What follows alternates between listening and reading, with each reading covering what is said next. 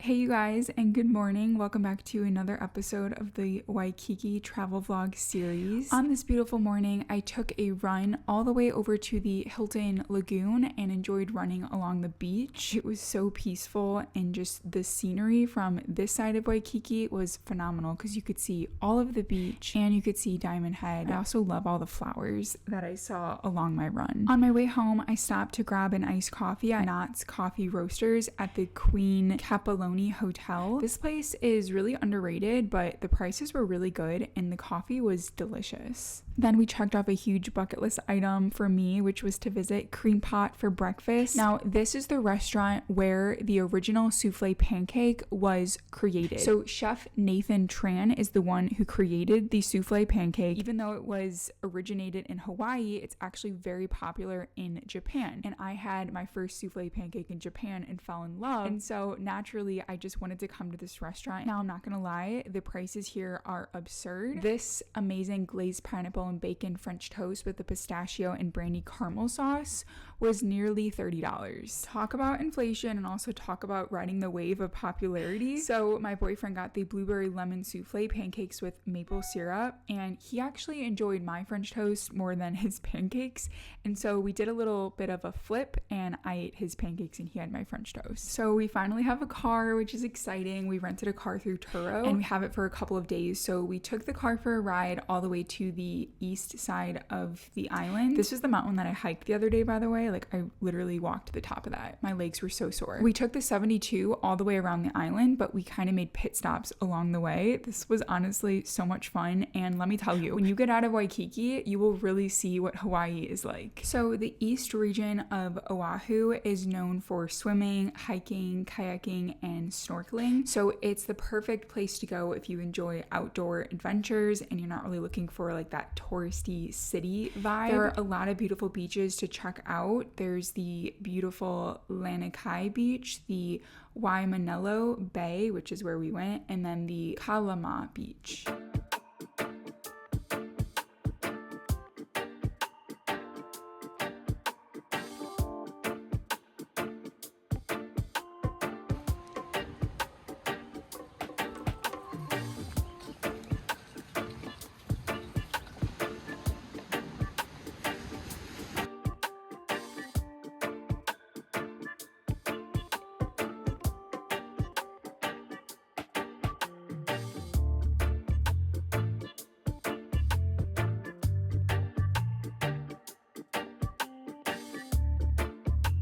So this is the beautiful Waimanalo Beach. It is 5.5 miles long. It is the longest stretch of sandy shoreline on the island of Oahu. This beach is perfect for swimming, sunbathing, or just going on long walks, which is everything that I did on this beach. In the Hawaiian language, Waimanalo means potable water, and it's so named for the many brackish ponds in the area that were used for irrigation. Some archaeological discoveries of artifacts suggest that Waimanalo was one of the first areas of exploration by ancient Polynesians on Oahu. The discovery unearthed a prehistoric village site in Belo's Air Force Base dunes, and that's found from HawaiiGuide.com. After hanging out on the beach for a while, we started to get hungry, so we went to this place called Adela's Country Eatery, which was phenomenal. This place has over 1,200 positive reviews on Google, and they serve comfy carry-out options, spotlighting homemade Hawaiian pasta plus Asian and American eats. And so I was conflicted if I should get the pasta or if I should get the short rib, and I had to go with the short rib. So there's no tables inside of the restaurant, so you have to take the food to go. That's why they specialize in carry out. So my boyfriend said, "Oh, I know the perfect place to go. Let's go eat at a cemetery." And I was like, "Are you kidding me?" Like, I thought it was a joke. We literally turn into a cemetery, and I look out the window and I see flowers and I see people like literally putting a casket into the ground. All at once I'm like, okay, this is kind of weird, but at the same time, like, it is beautiful. Like, this cemetery was beautiful. And as we keep driving, there's like this tiny little parking lot. We parked the car, but I was so hungry I didn't even care where we were. The views were beautiful, the food was great, and the company was even better. This is what mine looked like. It was a short rib with a tasty sweet barbecue sauce and Asian vegetables and rice. My boyfriend got the short rib with the creamy sauce and potatoes. photos. He liked mine more. I also like mine more, so there's that. Ooh, yeah. After we finished our lunch and we were completely stuffed, we walked over to the Byodo-In Temple, which is a non-denominational Buddhist temple located on the island of Oahu in the Valley of the Temple's Memorial Park. That's where we were parked the entire time. I didn't even know it was like right around the corner. So this memorial and temple was dedicated in August of 1968 to commemorate the 100th anniversary of the first Japanese immigrants to Hawaii. So this definitely felt like I was back in Japan again, and I felt right at home. It was so beautiful to walk around, and there were so many fish, koi fish in the pond. It was insane, like the most I've ever seen. So this temple is open from 8:30 a.m. to 4:30 p.m. and the last entrance is at 4:15 p.m. Now, you do have to pay to get in, and we were contemplating if we should still go. We're like, whatever, we're here. It was beautiful, and I was excited about going in. So the admission is $7 for adults, and seniors it's $6, children it's $4. So it's definitely worth it. It was a lot of fun just to walk around, and if you've never been to Japan, this is definitely just like a taste of Japan in America.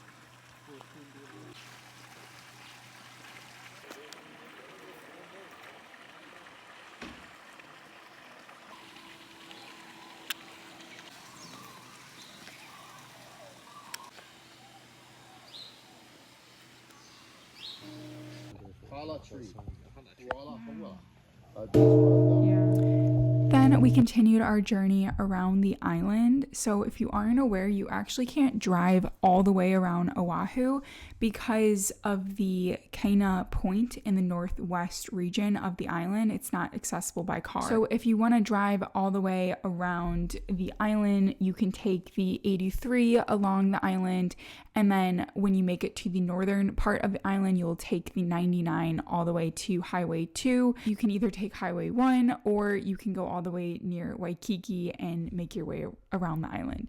So in general, it's about 112 miles in circumference, and it could take around 3 hours and 30 minutes to drive the entire thing without stopping. Now, we did take a lot of pit stops along the way, and there was also some traffic, and because the streets are pretty much just like a one-way, it's kind of hard to get around cars, so traffic can happen and it makes it kind of frustrating.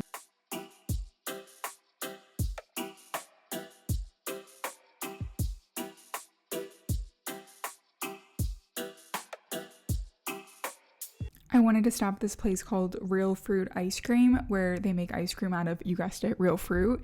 They do have a dairy-free option, which is what I got. I got the raspberry flavor and I added sprinkles on top.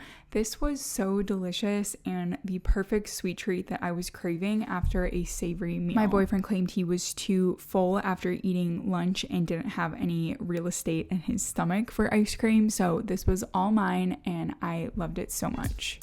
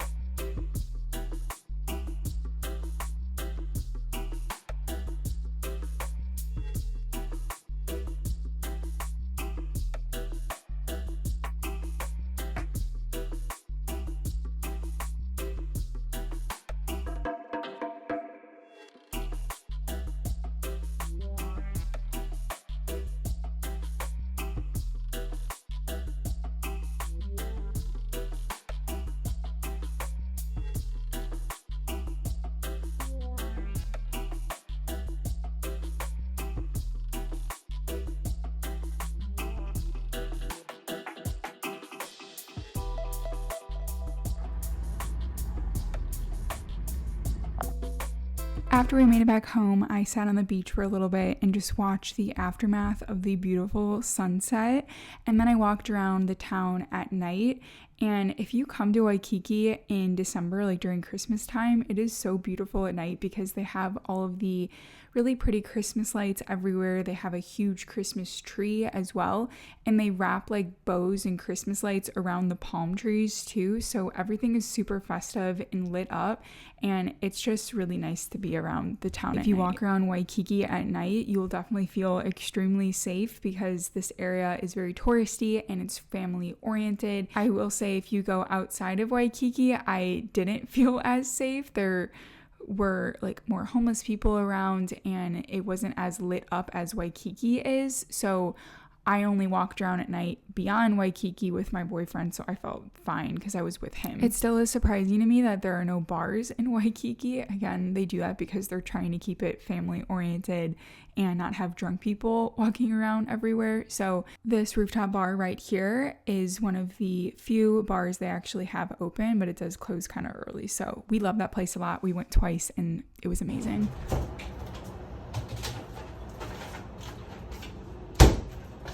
Okay, so on the next day, I woke up, went on a run on the beach yet again, and made my favorite breakfast for my boyfriend and I. Super high protein, eggs, chicken sausage, and avocado. It literally is the best meal every single time. So after I had breakfast, I always like to go get coffee, and I wanted to check out Kona Roasters again because I went there before because everyone online is like, this place is the best coffee in Waikiki, and I stood in line for like 40 minutes, and to be honest, I didn't think it was worth it. And the more I did research, the more I read that people love the pastries more than they love the coffee. So I was like, okay, I'll give it a go one more time, but this time I'm going to try a croissant and see if it's any good. So I got the chocolate croissant, and you guys, I did not like it. I thought it was kind of dry. There was not a ton of chocolate filling, and paired with the coffee, it just was a mediocre experience. So that was frustrating. I wasted another like 40 minutes waiting in line, but at least I got a table outside this time, so it wasn't a complete loss. I think I'm just spoiled because I went to France and had some of the best croissants in the world, and I can't get that flavor and experience out of my mind, so it's really hard to find a good pastry that's not in France. So after breakfast, I ended up going to OMG for lunch. This stands for Oahu Mexican Grill. It's basically like a glorified Chipotle, but much better and cleaner ingredients. It's actually right across the street from the beach in the spot that I was sitting. So I just grabbed a braised beef bowl with all the veggies. It was actually a salad and absolutely delicious. I hung out on the beach for a while and then got hungry again and had to get my favorite chocolate peanut butter bowl from the Sunrise Shack. And I ordered a small, but they accidentally made me a large. So here I am eating a huge bowl, and I was very happy about it. And because this was the larger size, they did put granola on the bottom of the bowl and on the top of the bowl, which in my opinion is the best way to do it so that the granola doesn't get all soggy. I've said it before, but I'll say it again. I was very shocked when I came to Oahu and found that a lot of the acai bowls here are using processed packaged fruit for their acai, which is just loaded with sugar, like straight cane sugar, like fruit puree. So it's not like actually fruit, it's just processed. And so it was really hard to find a place that used actual whole foods to blend their smoothies and acai bowls. And so the Sunrise Shack was like the only place that I could find that had good ingredients. The texture of the bowl was definitely more liquidy than I preferred. I went on a walk to the pier, and we're watching these kids jump off this cement wall into the waves, which was super bold in my opinion because it's kind of shallow right there, but it was really entertaining to watch, and it looked like they were having a really good time.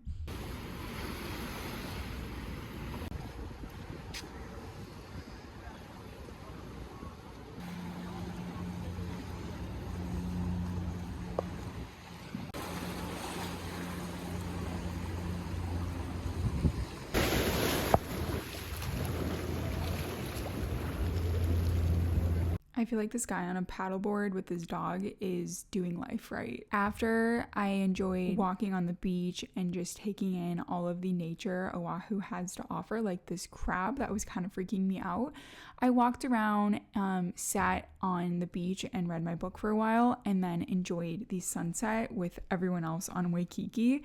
It was a beautiful sunset on this night.